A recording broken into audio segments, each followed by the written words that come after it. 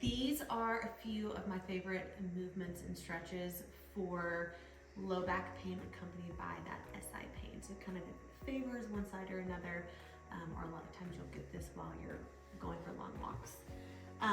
So first we're gonna start on our backs, and we're just gonna take a nice big breath. Okay, breath is gonna help decompress our spine. So on your back, take a deep breath in and exhale. Something I like to do is kind of cueing the external rib cage. So as we breathe in, you can breathe into your ribs. Exhale. And you can also think about breathing into your low back as it kind of presses into the floor.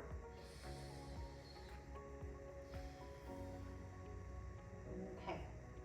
After breath work, we are going to add in a pelvic tilt, okay? This is just a miniature pelvic tilt, so we're going to bring those heels nice and close into our glutes. And we are just going to pretend like we have a tail and we're tucking it under here, okay? So we're hardly even coming off the ground. We'll take a deep breath in. As you exhale, squeeze that core. And then you're gonna bring those glutes off the ground, maybe about an inch. And then you'll come back down. And you're just gonna go through that movement 3 to 5 times. And with each rep, you'll hold for about 3 to 5 seconds. You really wanna squeeze the core and focus on rolling and tucking that pelvis under. And you'll relax. Next, we are just gonna do a gentle bringing that knee to the chest. Okay, so we'll squeeze that in. If you feel pain in the front part of that hip, you can add a little bit of rotation, so you'll keep it at 90 degrees here, and then just add a little bit of rotation. Good, and then you can do that through both sides. Another big reason why we could feel symptoms in the low back and SI joint is from tight hamstrings. So our next exercise is going to be stretching out the hamstrings and making sure we have good length in the posterior chain. So I like to grab a towel. You can grab a band if you would like. We are going to straighten the leg. You're going to straighten the bottom leg here. And then place the towel kind of right on the ball of that foot. Okay, and then we're going to work on bending the knee, straightening. Bending, straightening. Okay, you're just going to ease into stretching that hamstring. Okay, once you've done a few ranges of motion there, you're going to pull down on that towel. Make sure that your toes are coming towards your chest. Okay, so as you bend those arms, the leg comes forward slightly, and your toes are staying in that flexed forward position. Okay. And you'll hold that, you can hold it anywhere from 15 to about 45 seconds. I wouldn't hold it any longer than a minute if your hamstrings are really tight. And then again, you'll do that on both sides. So we'll do a couple knee, bend, straighten, straighten, and then pull down on that towel. You're not trying to force any movement. You're not trying to get too uncomfortable. You do want to be about 10% out of your comfort zone. So next we're going to come up into this position. We'll have one knee on the ground, one foot in front. We're going to focus on the psoas of the leg that's on the floor. Okay, that's your hip flexor. We'll start just how we did the beginning of this, just with a posterior pelvic tilt. So you're just going to pretend you have a tail and you're tucking that tail underneath. Okay. It's going to rock this down, but it's also going to put a nice length into that psoas. All right? So we see often stretching the hip flexors, people can go here and come all the way down.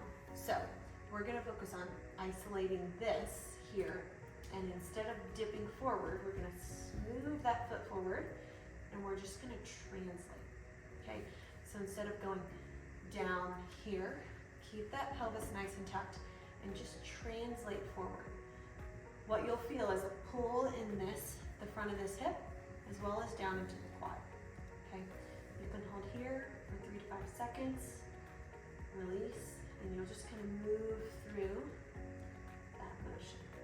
Okay, another good cue for this movement is pretending, once you get into this final position, pretend like you have a magnet pulling this knee and this heel together.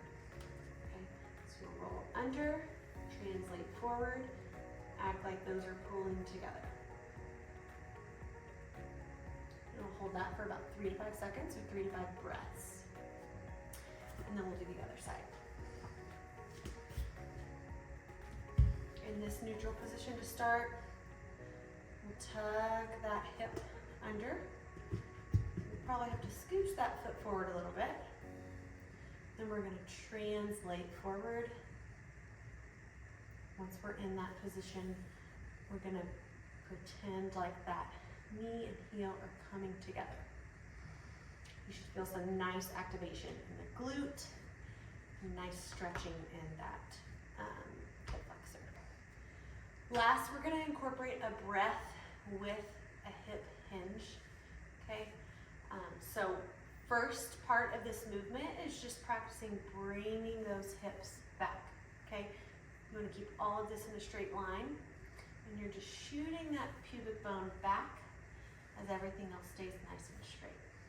Okay, so we'll practice just that hinge. Hold it here, squeeze that core, back up, hinge here. Next, we're gonna add in a length to the spine. So you're gonna deep breath in as you reach those arms overhead. Exhale, and you can come back. Hip hinge back, deep breath.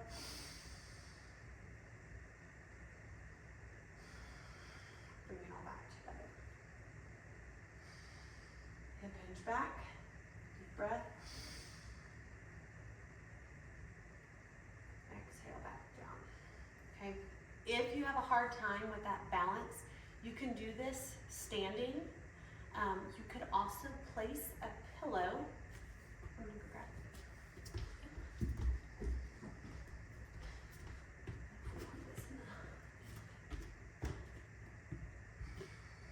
Okay, if you have a hard time hinging in this kneel position, you can also do this standing, or you can grab a pillow, place it right in between, right on the top of those calves, and you can sit back here, okay? And here you can just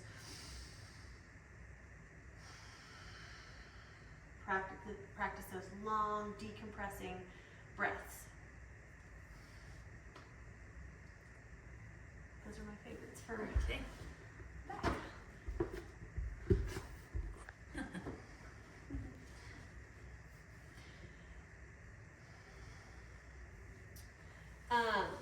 One of the most important things for that low back and SI pain, along with all of the stretches and movements that we just went through, is glute activation.